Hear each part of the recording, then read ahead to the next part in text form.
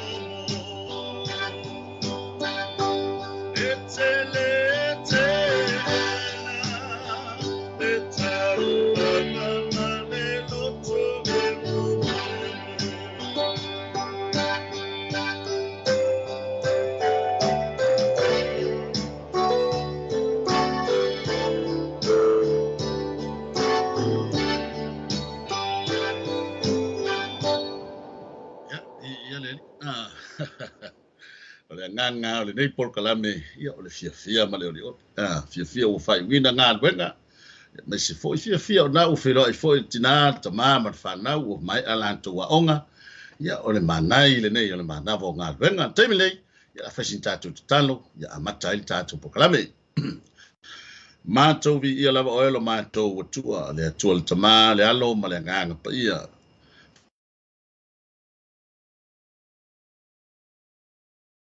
atou te iai le nei aso. Le ngata oe sa whengai ma tiute ma whaiva ngā luenga, mai se fo nai whanau ia o onga, o nesi fo i malu o whale lo mātou o tua, e mo moli a le nganga o le whawhitai lau fio, o malia o mātou loto, i lau tau singa le ali ie, mai se fo lau wha malo longa i o mātou tino, ia leo o mawhaiai o na mātou o lia manuia mai le nei vaenga le aso. Whaafitai lau au angelu o leo sio mia i mātou le ia i so se mea o lo nofai, so se mea o whioa iai lau le au lau whanau whaatua tua ia te o e tamavi ia lau o whio e whamabau. Mai lawa le taele o mātou loto, o mātou te whapeantu le nei a fiafi, ua malia o mātou loto i mea uma ua e whaia mai sauni a mo i mātou. A le nei tu lalo mātou o tua o te whaatonga lava i le nganga ma le whamaua lalo. Whaia fua lava le nei au nanga ma le nei ngā luenga pe au noa ma le whaatasi mai o loa nganga pa ia. Lau whau unga le atua ia tau le momoli ina o le savali se upu whaamalosi lau whanau. Mai se foi le ali ia o se whalai au o whengai foi lau whanau. Tiute ma whaiva le nei aso. Talu lava i lau o fio e le aia se poto lau o ona wana o se o ona whatawa. Ia o te whamoe moe le mana o loa nganga pa ia e te fisoson mai. Tu mawale vi inga ya te oelo mātou tua ono Yesu Keriso lo mātou li ima lo mātou whaola. O lona swafa o te talo ma wala auto nei. Amene, amene. Ya, to e vatu le nganga o whatalofa pe a whai nea whata a maua mai le tato o nanga i o manava o ngā wenga. Ia lo aminatu mo oe i le pitonu ule nei o Wellington i New Zealand. Ia po o le lau mua fo i o New Zealand. Ia le aitele le nei o Wellington ia o le tau le nei aso i tono se mātou pitonu nei ia mana ia lava le tau paolo e le aise la e le la telefo le ngai la fo le kau wha mawhana le aso ia ai o lo tau paolo lava tono le ai nei Wellington ia tailo i nisi pitonu wantu o mātou ngofo lungo le maunga ia peila e whengo fia o na polongia i mātou pe a koe setu le la malungo le maunga ia ai o le tala lau tele ia le nei aso ia o lo manuia lava tonu fo se mātou ai nei Wellington ia talo sia le lofo le tua ia o whapea o na solonga manuia foi ia vahenga uma o kelope so se mea o lo fa pe na o te ile tato o nanga le nei ale Global Kingdom TV channel ia e tali tonu te talo si le lo foleli ia o lo fa pe ona maua lunga pea ia le lo fo le tua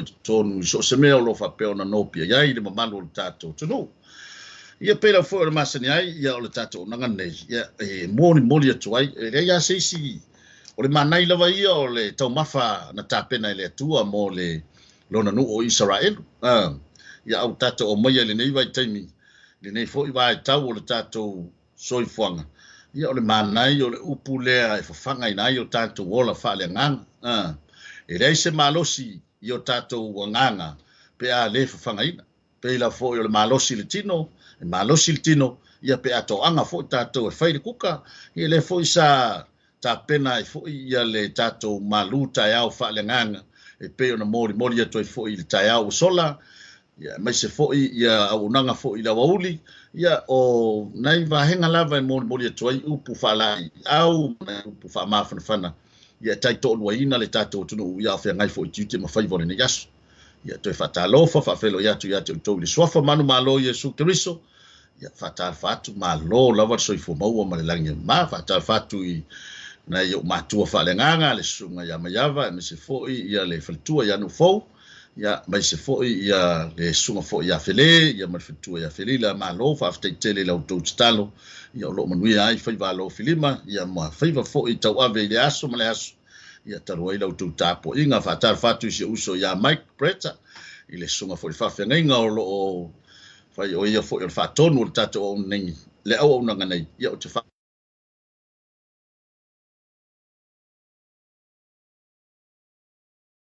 fo i le nei fo i tutino nga venga le tua ia po le tato nga venga tau ave o le fa lau te ina le o le malo o le tato Mataio le langi o le na we silsila mai le tato o tu i le nei fo i vaenga o le fiafi na sina upua e mori atu ia o le tato o tu ia o le loto Faamagalo loto Faamagalo ia o le tato tusi faitau ia o le Mataio le na lima ia fai upo luas futolu ia ma le fai upo luas fu malfa Mataio lima fai upo luas fu matolu ia ma le fai upo luas ma le fai upo luas fu malfa ia mau mai ia nai fa malosi mo tato i le nei fo i vaenga o le tato por kalame o le MANAI MANAVA o ngā luenga fai upo luas fu matolu ma le luas fu malfa Mataio lima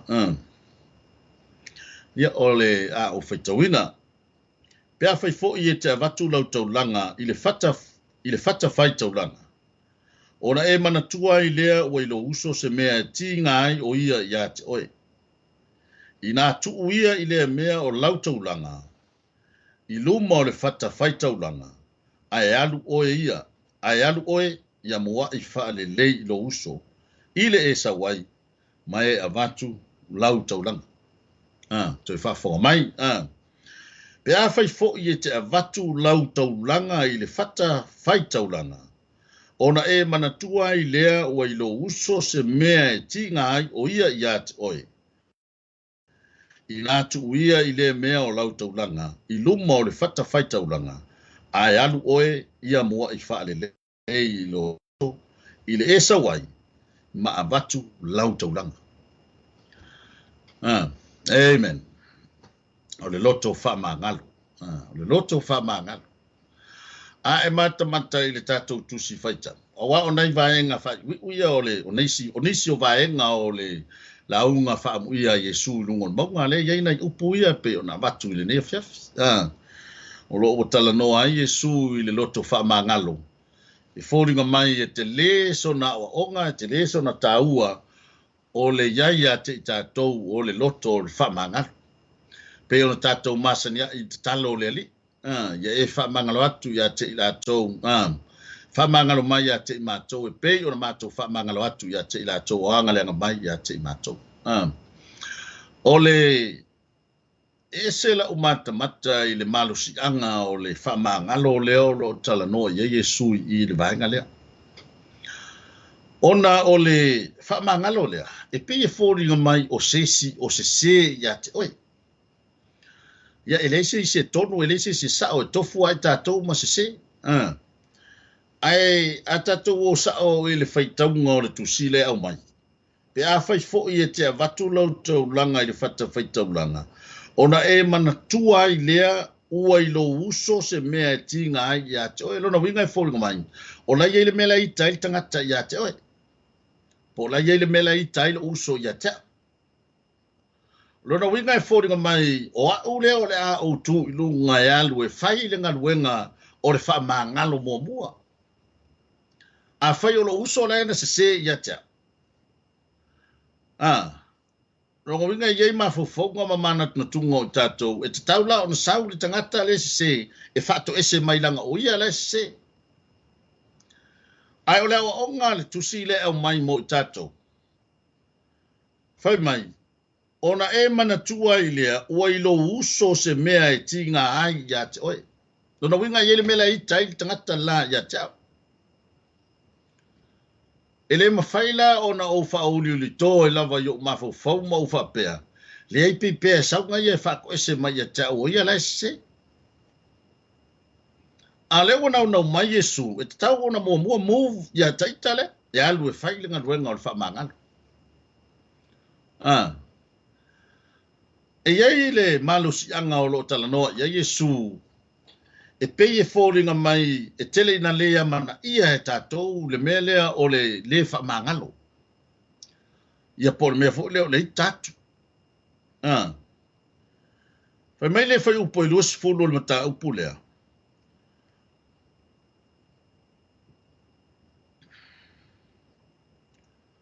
Whai upo i luas utasi. Wautou whaalongo, na whai mai e ana mua, au e te whasio tangata. Ai se e whasio tangata, e no fosala o ia i le whamasinonga. Au, o te whai atu ia te utou, ai se e ita fua i lona uso, e no fosala o ia i le whamasinonga. Ai matamata ia i le lua lea. O lea wau mai e Yesu le whasio tangata e whai eila na saunoanga le i le vālea. Ono mafufonga o tangata matatou. O le anga sala pito i sili leo na mantu ia, o le whasio tangata. E matua ma mafa le whaasalanga o le whasio tangata. Ai le momoli mai e Yesu. Langa o le tala noa i o whamasinonga. E no fosala o ia i le whamasinonga. O au o te whaiatu, o au o te whaiatu ia te utou, ai se ita fua i lona uso, e no fosala o ia i le whamasinonga. O le whataua la o le nganga o le loto Faamagalo, e tutusa le malosi o le loto le whasio tangata, ma le malosi o le ita i le iso uso tangata. E tutusa le malosi o le whasio tangata, pe atato woa i le tusi lea, ma le malosi o le ita atu i le iso uso tangata. O le vaenga na lea watu e se whaamatalanga, e tele na tātou pe tātou te lea mana ia le vaenga lea. Wanga singa i ka. Hallelujah. E sa o nai whai mai le tala tuspa ia. E ita o ngai eilo na whai unga aua ne ianga salai. Le mai fo i aua ne i ngoto le laha o ita pea. Lenga o le i le matamata atu i le vaenga lea. A whai tātou te ita atu i le isi o usua tangata. O lona winga e fōlinga mai e iai le si vaenga o tula fono le wata lepe ai i e taua.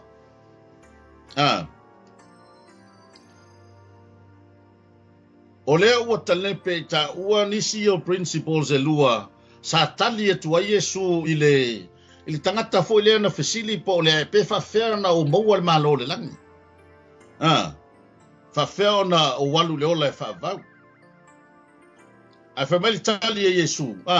Na sa to e whai e Yesu, whai mai atu la fono. Tali leo tangata whai mai e alo whātu i le li ilo tua ma lo loto atoa, lo wanganga atoa, ma lo loto atoa, ma lo malosi atoa. Hallelujah. Ale ale stu la fono. Ia e alo whātu i le lua te tua o ye pei o e lava i atoa. E lua vaenga ia le ana whaataua ia Yesu. Ia tala ia tali ia lua le. Al tangata le por forsayo le. E lua vaenga taua na o mai na. Alofa ile tua. Male alofa ile uso. Lona winga la a faita tau te tausi alo tatou vā no fai ma lo tatou atua. Ai pe wa whaalea mana ia lo tatou vā ma isi o tatou uso. Pe e fōringa mai o le alava se mea tatou te itai pe o mai anoa lava leita. O mea noa lava tu langa o whewesi a inga i tutonu a inga. A ngalo ia te tatou. O le nā ua tatou talipe ina le isi leo o vaenga o le o vaenga ia ua na tu ina mai e Yesu po o tula fono fo ia le tua alofa ile tua alofa ile leisi o i lo tua o rongo winga o lo le alofa i lo uso po lo tatou le lo fatu inisi o tatou tua o o tatou talepe ina le o le whenga le e tāua tele la lo tatou vava ai to a mai se le yai tonu ia te tatou o le loto Faamagalo. Peia ona tau mawhai atu le savali po le manai o le MANAVA o GALUEGA le nefia. Ngā singa pōpō tu lava o rūtou au.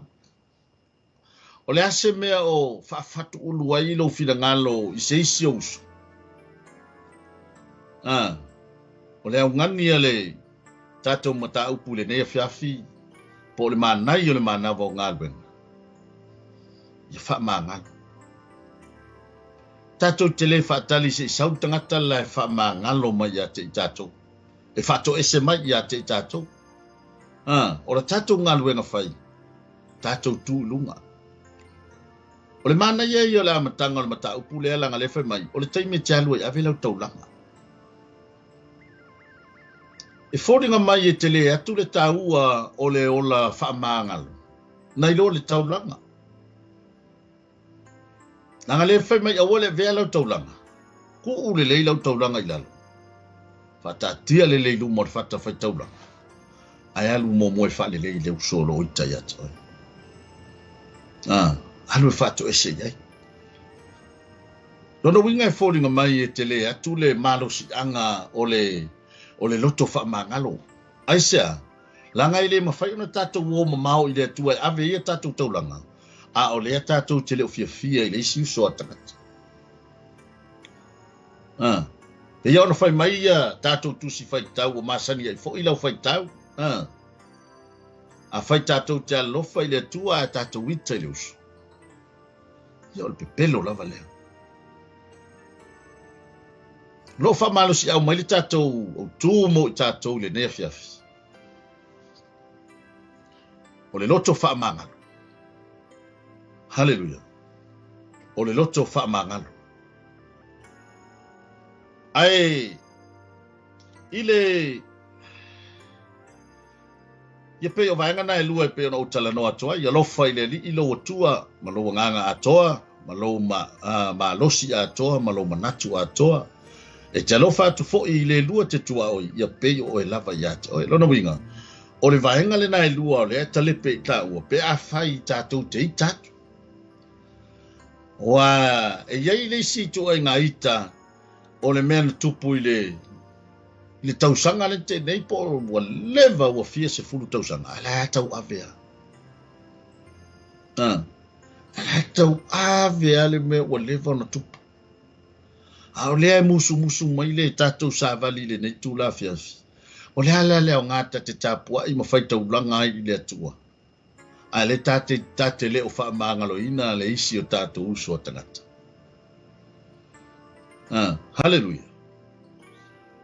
E tau o tele lo tatou Faamagalo atu. Ona Faamagalo ina i leo i tatou i le atua. Awa le sile na mea pito i sili ao na popole iai o tatou manatu. O se upu ai o le upole manai o le MANAVA o GALUEGA. O se upu whaamanatu ia te tatou. Ina nei tupu pēlo tatou wita. Mangalo ai ia te tatou. E le mawhai o na Faamagalo ina i tatou i le atua. Pe a whai tatou te le Faamagalo atu ye o anga le anga mai ia te tatou. E le mawhai o na whaamangalo ina I tātou I le atua. Pe a whai tātou te le whaamangalo. Praise the Lord. Hallelujah. O le whesiri la o lo o mai mo I tātou. E whawhiwhea o na tātou whaamangalo atu ye, waita mai a te tātou. E whawhiwhea o na tātou whaamangalo atu. I leo se mea whaingofi.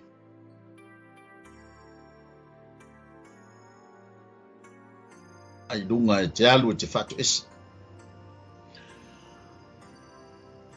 E ala o na whaingata. O lo tau mawhai al ti Apollo e matua ino fo mau wale ital na I tutonu ya te tau. Tala al tusi wha mai awane e whaia se me mautu wale ti Apollo. Tala al tusi wha mai awane I ngoto le la o ita pea. Hallelujah. Lono winga o le ale me te tau na whai o le pūlea o tā loto.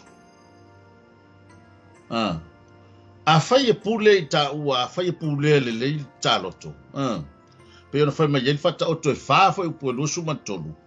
Ia sili ona leo leo ina o lou loto. I le leo leo ina o mea uma. A wā e tupu mai ei le amio. O la so tanga I le tātou matau. Langa fo yo filfilinga ma manatu o tātou loto. O I e mawhai ei ona tupu mai se langona o le mea te tau na whai. O le ita lea sei tutonu o lou loto. O lea o tala no mai, ia le whata o to lea whālua sumatolu, ia pū lea le leile o loto. Ia o iloa le leile o na pū lea lo loto. Hallelujah. Whawheo na pū lea lo loto. A pū lea lo loto. E mawhaila o na ousa valivali o te Faamagalo. I le isi o uso a tangata. E mawhai o na ovili iai. Ia whamaruru o tu fo ia te ele uso. O le hafo se tala ma se whaamatalanga ua pā o papa ia te ele uso. Ia o te whaamaolalo atu. Faamagalo mai ia tia. Vea ia le soa fo Yesu te riso e maiselo na totoro na whaamalingi. E Faamagalo ia tia ule au. O le taimi ia e mapuna atu ai ia le whaapunga le ia te ta ua. Mai le ta ele o ta ua loto. Saulo leo le atua e Faamagalo ta ua. Wao nisi lava o feitanga inga o lo tupu ai tonu o le malu e tasi o lo no fo fatasi. Po le tinama le tama ia po matua fo I whanau. Mwalea ia se file mu ma se nofo lele. Ona isa ua tupu ale I talando. A whai o le ase me o le fia ele tama I le tina. Vai atu leo le tama o lau o sa vali mai tina o MANAVA mai lana ngalwen. A le na usu tai hao le sa vives. Vai atu sa vali mai le tina o tau le mwheu sa vali si tina I le ti ngā o na au. Wahanu le aso o whai ngalwen. A o le ia le ita I totono o le mafau fau ma le loto o le tama. I le se mea sa vivesi I le tai hao. Le ai ma se loto Faamagalo, le ai se loto Faamaualalo. Le ai se loto le Faamalo I le tina. Vai atu I le savali vali mai o tau le mwhaen savali I le tina. I le ti ngā ina o ngadwen. Ai toi po lili atu ia langona sa nofo maltama. Ia po le tina fo. Po toi ta tau atu iai. Toi a mata fo I leo le vives. A o lea e vai mai si tama po si tina I lana ngalwen. O le umi na teu I tono o tātou loto o le Italia. E vane ia ki Apollo kamanga ia kele. E vane mai ia ti Apollo. Tau whaia ti Apollo ia mawosonga vangoa e ta lepe ele ainga. A singi ia kama I mea ngā vivesi ia I tai au. Po me fo ua watu tina e ta pena langa lanchu wa tali ele malu tai au al to ina. Ika mai yare si ngaka mai me. La wo ma ona le metau sami le sa tau sami tai au. Le vivesi ai. Wo ma le mena le malo si ole. O le mele sa tau sami le tai au. Po le ale tau maftanga le wo vivesi ai. Le wo le malos. A le aku ma wale kale. Alu ko ya mal po. Le ai le ia lu ese ale ita le mafofau. Awane yo tatou tu usiava noa e ka alo ki Apollo yo tatou mafofau. O le loto Faamagalo. O ina e fusia ai le whaupunga lea whai mai. Ia e alofa atu i le lua titua oi. Ia pe ia o oe lava ia te oi. Le loto Faamagalo. Lona winga e fōringa mai e le mawhai e le au ngala tātou langa e ave i le atu. Po ane tā me le e whai i le atua malon whina ngalo mal tau tuaina o lana ngā luenga. Ai a whai o lae tā te ita i le isi tangata po o tangata o tātou e kāle sia, po tangata o tātou ainga, po sa uo, po tonu o whaliwhai ngā luenga. E fōringa mai. E matua mau alo tā teimi tā te au nai i le atua.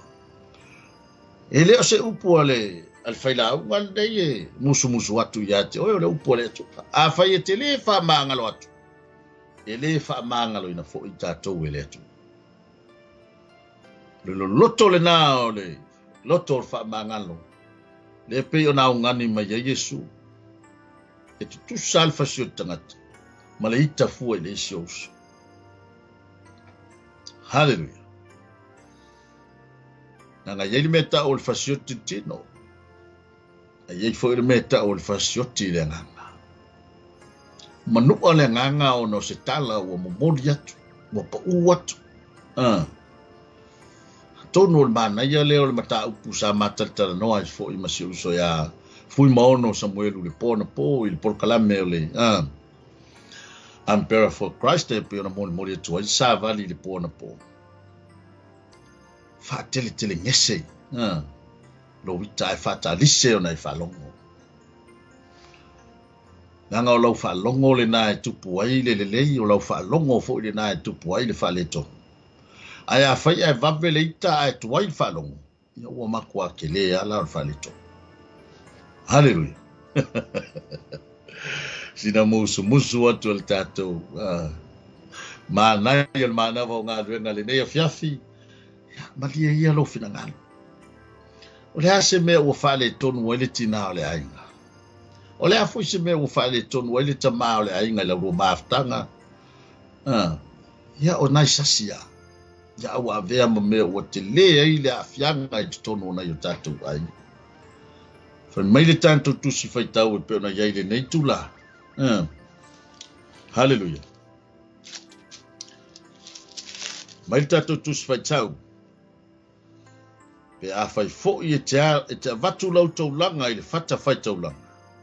Ona e manatua i lea ua i lo uso se mea e tinga ai o ia i ate oi.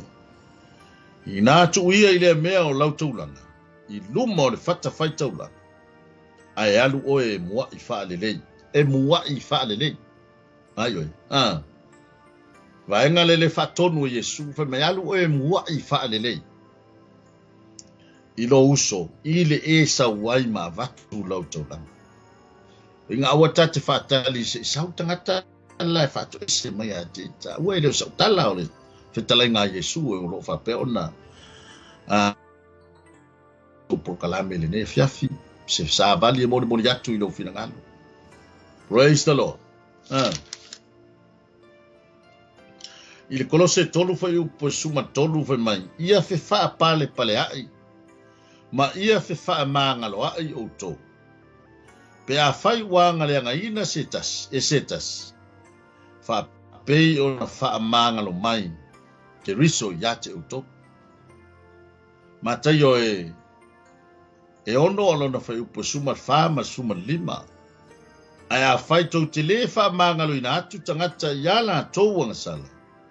E le Faamagalo ina fo i e lo o tau tama o a o tau wanga sala. Waenga na le sakava atu le tatu tatala noanga ma Faamalosi le nei a fiafia. A fai tate le Faamagalo ina e o ita mai ia te tatu. E le ma fai fo i ona Faamagalo mai le atua ia te tatu. Hallelujah. Ia pea ona ieli tatalo nao le li iwa masani ia i tatu. Ia e Faamagalo mai ia te i matou. E pei o i matou fo i ona matou Faamagalo ina atu.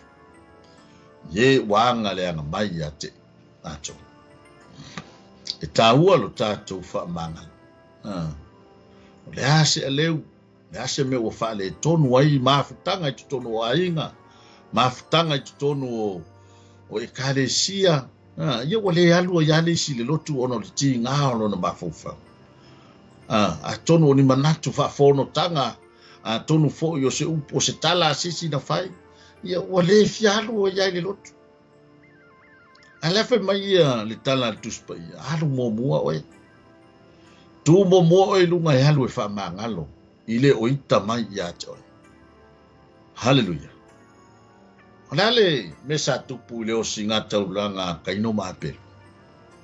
Praise the Lord. Wa faamuina le taulanga apelu wa le mu le taulanga kaino. O te le faamasino pe aisa wa le mu le taulanga kaino. Ai o te fia tuli loa. E au mai yeisi na lu itau mo itaua. Sa yai le ava noa sa to tu uele tua ya kaino. Le na fa pe antua ile tua ele mo e o ele fia ele ya te o ele fia haleluia o sia va no le na sa to tu ele tua ya kai ele o ya te o ele fia sa o ina loa ana fa pe e tu mai le tua sia vanoa le ia kaino tu lunga kaino alu e fusi lo na uso apelu fai ai o le taulanga o le taulanga fona kaulanga nga ka ua le uso toi fa fia ile ia te o e fia al fa no anga na ia o tafane o le vanoa na fai mai o lo ta oto mai i fai toa le anga sala e wai mai fo ilo na loto ya te ai lai fata li tali mai le anga sala i le fai toa e le se fai toa o fa toa ngale ye al fai toa le lo tala noa ye o le fai toa o le loto o kaino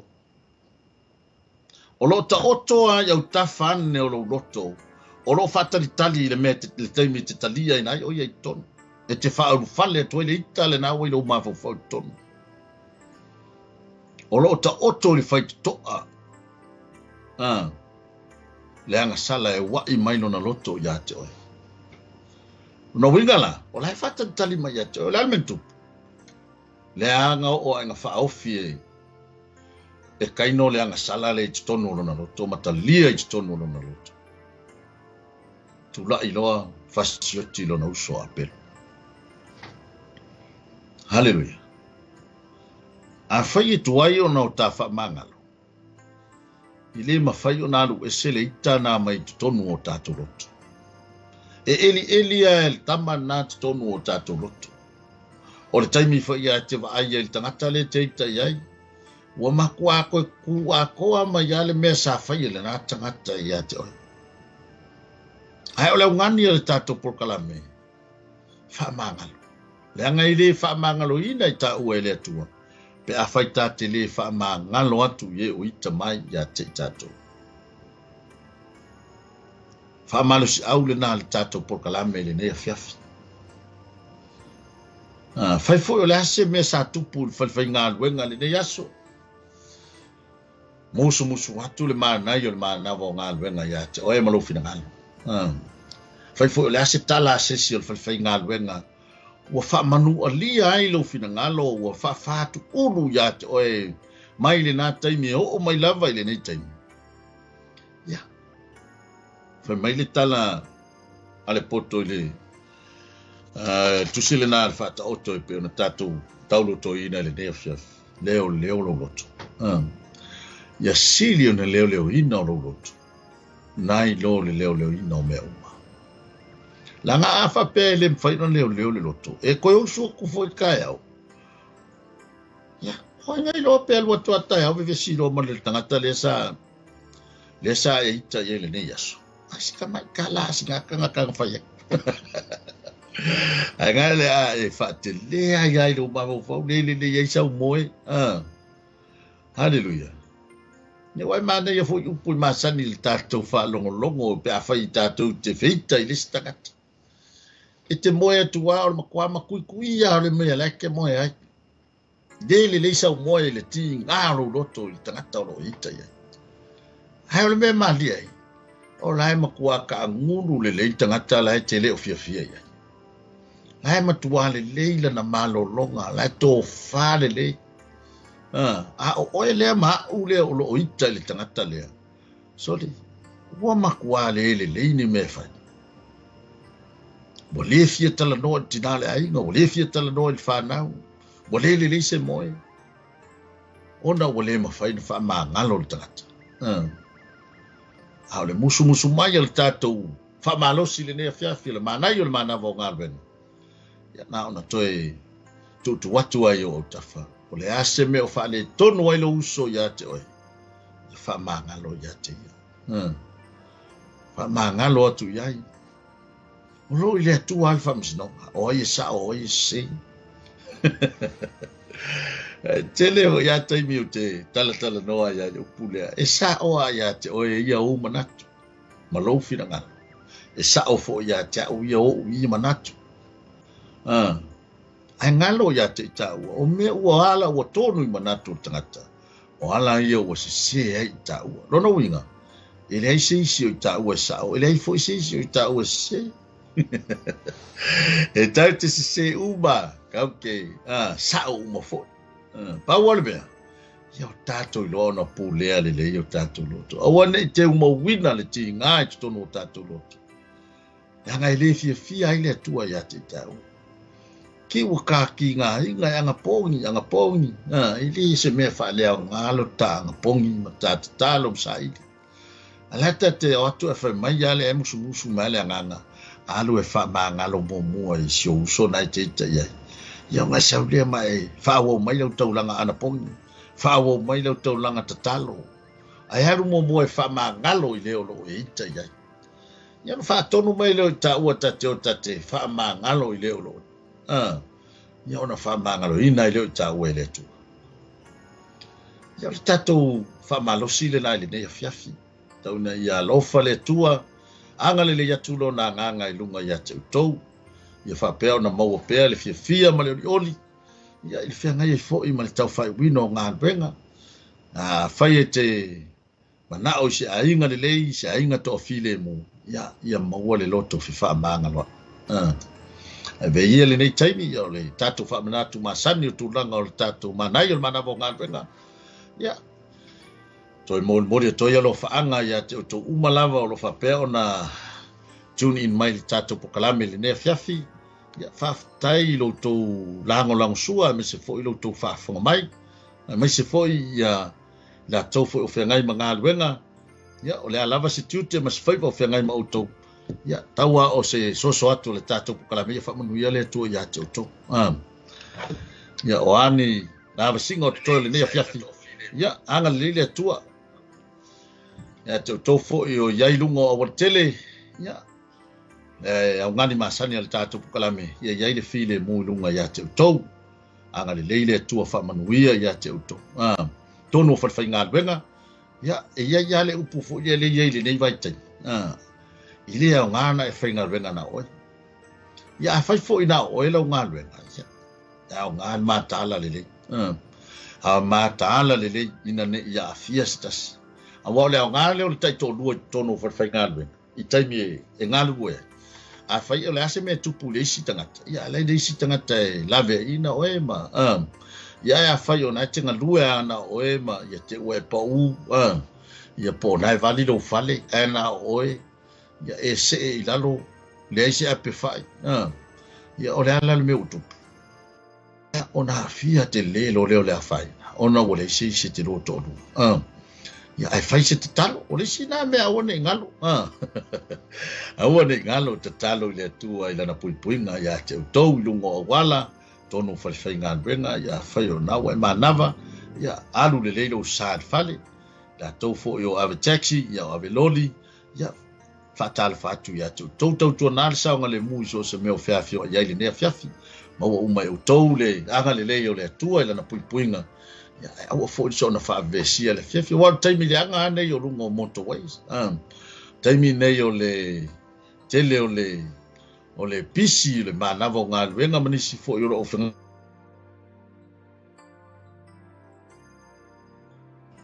Ia ai le lei lava le mataalia o tatou. Ia ina ne iai seisi e wha le tonu. Ia ona iai leo seisi mea e tupu ia te tatou. E whaftai tele lava le whafonga mai. Ia o le tatou taimi leo to 5 minute. Ia ona talo leo le tula 5 o afo ini sporkalabe manisi au nanga fo i le tatou. Au nanga nei le Global Kingdom TV channel. Ia whaavo mai pela o whafonga. Ai mai se fo i o se komeni e te tu ina mai. Ia tatou weva i foi, tatou tāwhau i foi, ia ma tatou whelangolango mai i foi tūlanga o le mamoli e. Navoro whapea o na comments mai foi tatou pokalame le newhiawhi. Ia anga le yatu le atua i atu to. Nga lele o apia tele mai e tatou komeni i lau telefoni. Ia ai, ia power talo, ia whawhitai lava lango mai. Ia i anga le leo le atua i whamanuia i atu to yo. Loto lang sua fo i tatou pokalame. Ia mo nei taimi. Ia whawhitai tele lava lau whatasi mai. Ia whamanuia le atua ia te uto uma. Ia ona le suafo Iesu. Ia o le awhai tatou talo le whai tatou pokalame.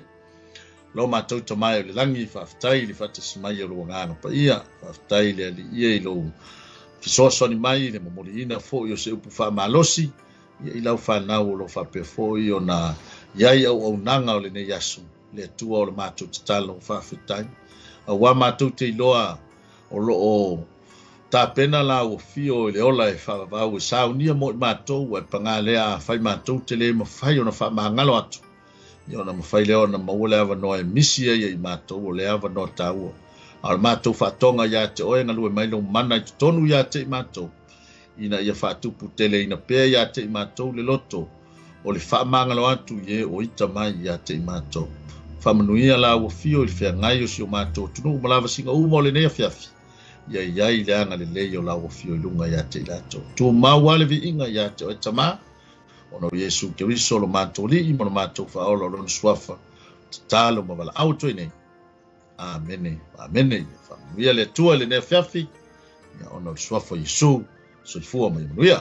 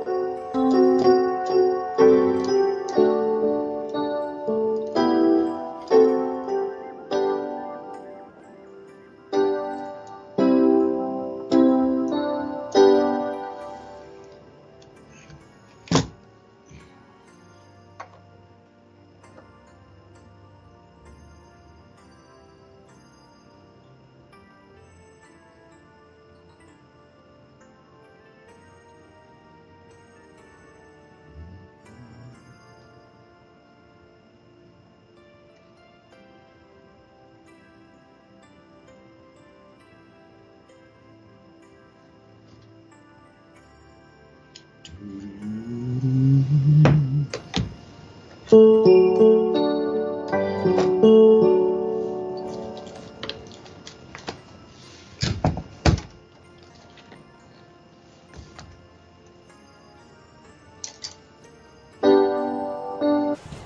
sis, where are you going?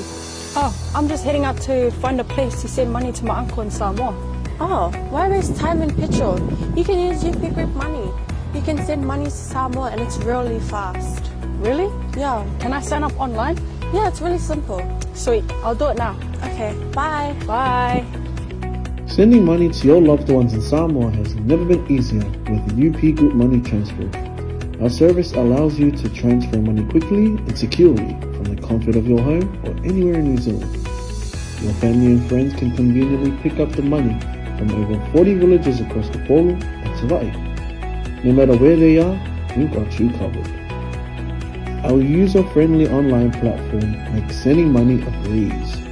Just visit www.upgroupmoney.com. Sign up and start sending money in minutes. We're here to help. If you have any questions or need assistance with signing up or sending money, please don't hesitate to contact our friendly support team at 09558 2896 or 0800 877 328, or visit us in the office at 6/22 Station Road, 𝚟𝚑𝚙𝚎, Auckland 1062.